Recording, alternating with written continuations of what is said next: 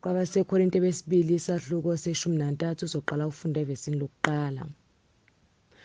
Lokhu kungokwesithathu ngiza kini, ngemilomo yawofakazi ababili nabathathu izindaba zonke ziyakuqiniswa.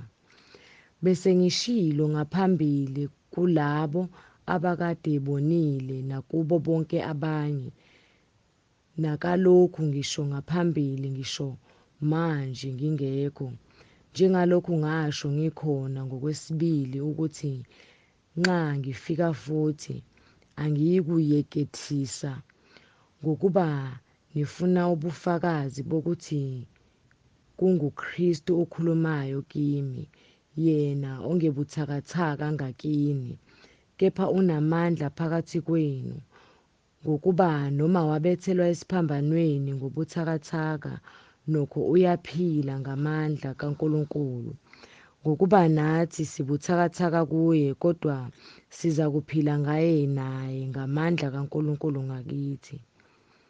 Zihloleni nina, nibone ukuba nisekukholweni yini, nizivivinye nina. Kanti anizazeli yini ukuthi uJesu Kristu ukinina? Uma kungenjalo, ningabokwaliwa. Kepha ngiyethemba ukuthi nizakwazi ukuthi thina asisibo abokwaliwa.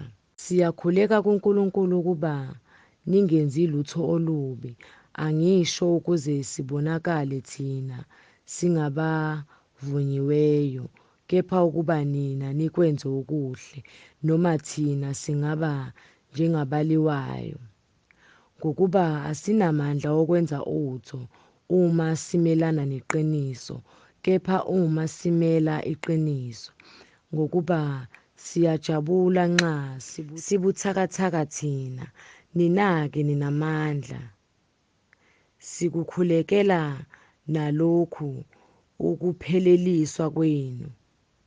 Ngalokho ngiloba lezi zinto ngingekho, ukuze nxa ngikhona ngingenzi kabukhali ngokwamandla eyakunginika wona iNkosi, kube ngawokwakha, kungabi ngawokubhidlisa.